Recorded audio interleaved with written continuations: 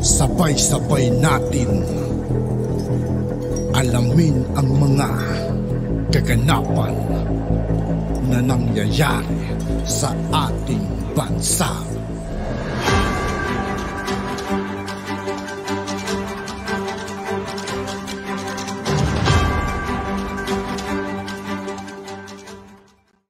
Yo, what's up mga kaibigan? This is I2K po again. Ngayon nandito ulit tayo sa channel ni Philippines Trending News. Dito naman ulit tayo magbibigay ng komento at reaksyon, kaya samahan nyo guys. Pero bago ang lahat ng mga yan mga kaibigan, huwag natin kalimutan mag-subscribe kay Philippines Trending News at huwag nyo rin pong kalimutan mag-subscribe dito sa aking channel. Simulan na natin, let's go! Ako po curious lamang, siyempre pagdating po sa usaping excuse me, could you open your monitor, ma'am, please, Diana? Thank you. Salamat. Sorry.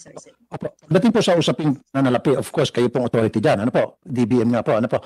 However, meron lang po akong katanungan out of curiosity. How did you come up with this figure 26B samantalang 42B ang nirequest po ng DOJ? At siyempre, na-justify na po nila yan sa inyo nung sila po ay mag-submit ng kanilang recommendation o ng kanilang request. Bakit po sobrang laki po yung pong in-slash, madam? Yes. Good afternoon, Your Honor and Mr. Chair and Senator. Usually, sir, what was slashed in the budget for FY 2023 is when you are talking between 2022 and 2023, is the big amount included in the FY 2022, which is a congressional initiative, which is 356 million. And also, the budget utilization rate of the NBI for FY 2021 as of June 31, when it comes to operating requirements, they only have 77.80%. So out of the 857.8 appropriations, they only obligated 630 million po. And then there is also a continuing appropriations from 2021, and as of June 30, they only obligated 34.32%. So that is how we prepared po. And then the other proposals, sirs, were not supported with documentary requirements po. And aside from that, sir, they also have a 150 million every year appropriations, which is the use of income po. Okay, so ibig sabihin, kulang po sa supporting documents yung ibang mga requests? Yes po. And then when it comes to CI, sir, kasi hindi namin po siya sinasama the following year, if ever no, we will evaluate their budget po. Okay, so sobrang laki. Curious na ako kasi I'm more concerned about the NBI kasi nga po, sabi ko kanina sa show ko, yung mga sintado lang po sa PNP, meron pong mga cases, especially yung mga masela ng mga kaso na sa tingin po ng taong bayan, mukhang hindi kaya ng PNP. Palagi sila sumisigaw sa NBI. And yet, tingin niyo po yung NBI, katiting lang po yung budget. Parang awa-awa po yung budget ng NBI. In fact, kanina sabi ko lang po kay Secretary Remulla, dadalawa lang po yung tao nila sa puerto. Ano po mga kilos yung NBI, although dalawa lang sila pero they've been doing it. Good job. Paano po makagawa ng maayos na trabaho ng NBI kung dadalawa lang po sila katulad niyan? PNP po yung mga suspect po sa kaso. So, I wanted the NBI to rescue sana kasi meron po kaming balita na somewhere supposed to be meron taong doon pwedeng i-rescue. Sabi ko sa NBI, magsama ka ng mga tao mo. Sir, sabi niya, dadalawa lang po kami, ha? So, di ba? Nakukulit po, DBM. At marami pa po mga lugar na kukumpi po yung NBI, na person ng NBI sa kagamitan dahil kulang po yung budget. Kaya ba humingi ng tulong sa NBI? Have you tried? Siguro naman po, mabilis po kayo natulungan ng NBI. Ano po? Kaya dyan sa DBM, pag may mga problema kayo, takbuhan nyo siguro NBI. Ano po? Tama? Sir, usually po for clearance po, yung hingi na NBI clearance. Hindi, kunyari ikaw personally. Personally, siguro. Hindi pa kaya pala hindi ka nag-ano, wala kang problema para sa ano, hindi ka pala nagkakaproblema, kaya wala kang pakialam. Sorry, I'm not sure. Sir, hindi naman I'm just being straightforward dito, ma'am.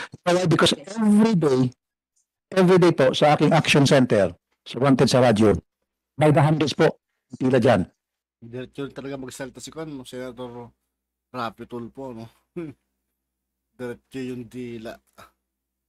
Malaking percentage dyan, there are other victims of crime, o dili kaya yung kanilang pamilya ay victims of crime.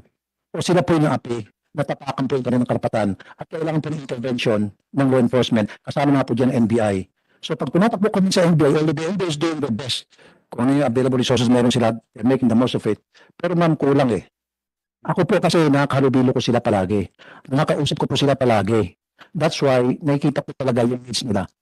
Siguro po, sabi ko kahapon, kung nakamonitor po kayo, it's about time siguro, yun po mga agency tulad ng DOJ at yung Supreme Court, yung mga korte natin, ibisita niyo po siguro para makita niyo po yung kalagayan nila, sitwasyon nila. Kung nakausap niyo po siguro, wag yun po yung nakaupulang po tayo dyan sa air condition room natin, kung isasabi na dokumento, okay, sige, tingnan natin. Siguro kailangan kausapin niyo rin po sila para malaman niyo po talaga yung totoong sitwasyon ng ahensya na tinatalakay niyo po yung budget nila. Okay, ma'am? Noted, sir. Opo. Sige po. Ma'am, hindi tayo galit ha. Hindi ka galit sa akin. Hindi ako galit sa akin. Hindi po, sir. Baka nagtatampo na po kay ma'am. Okay. Sa maloob. Pero again, ma'am, really, seriously, kailangan po natin ma-upgrade yung NBI. Kailangan po madagdagan natin yung budget ng NBI. And also the PAW. Kasi po yung PAW, takbuhan po ito ng mga maliit nating kababayan na madalas na may kasabihan naman, alam niyo yung kasabihan niya, ano? Yung sinasabi niya, may President Ramon Magsaysay, alam niyo po yun? He who has less in life should have more in love. So, ibig sabihin po niya, madam, yung mga maliliit natin kababayan, yung mga walang-wala, yung mga kapuspalad, dapat sila magkaroon ng mas malawakang proteksyon sa ating batas. So, paano makapagbigay ng tamang proteksyon, ayuda itong PAW at NBI kung kulang po sila sa budget. Tama po ba nun? Di ba? So, kailangan po siguro, next time, pag-isip-isipan po natin, yung pong discuss, pagbigay ng ayos na budgets sa ating law enforcement tulad po ng NBI. Salamat po, madam. Now, moving on, I have a few questions for our representative here from LRA, Attorney Si Attorney Sirius, Serios. Okay. is the administrator po. Opo. Yes, Attorney Serios. Sa Puerto Princesa City, Palawan, marami po ako natatanggap na reklamo mula sa mga farmers na sila po ay nagsasangla ng lupa. Ito po sa mga ma-influensyang tao. Natapos po sila makapagsangla ng lupa na pagkababa ang halaga. And then when the time comes, natutubusin na nila. Hindi na po nila natutubos dahil na-transfer na po yung lupa, yung titulo. Ang bilis po na-transfer. Di ba alam ko, meron pong habang proseso yan. Ang bilis po. Saka talamak po ang land grabbing sa mga indigenous people, yung mga katutubo, yung malupa yung mga katutubo doon. Wala ho ba kayong alam tungkol dyan, Attorney? Good afternoon, Mr. Chair and honorable members of the committee. With the kind permission of the Secretary of Justice, based on what I have found out, I have been in office for about 3 weeks pa lang, sir. Okay. From what I've heard, there are most of the landowners dyan there po are actually on public land. Ngayon po, the lands are untitled, are yet to be titled, and some of them are selling lands po or having it yung mortgage po sangla sa those who have the means of lending the money. And then in the course of that, sila na po mismo ang nag-a-apply for titling po.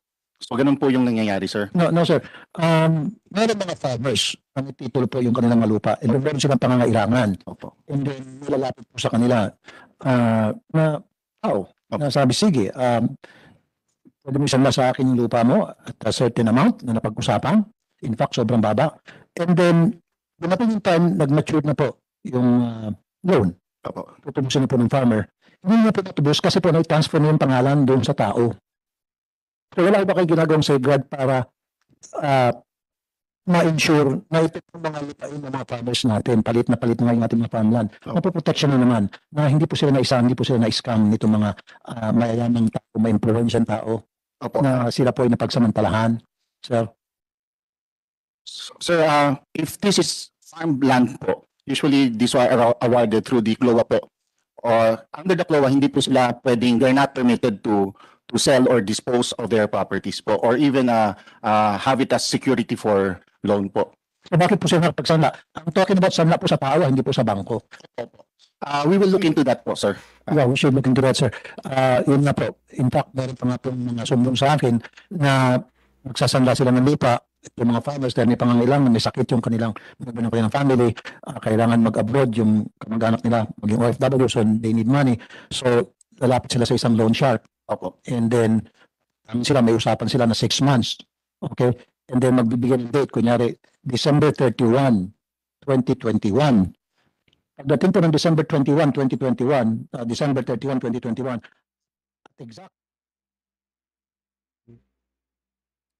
At yun nga po mga kaibigan, dito po nagtatapos ang ating reaction video. Muli, ako po si I2K ng Sundalo ng Dunggalo at 811. Maraming salamat sa patuloy na pagsuporta. Yeah, peace out.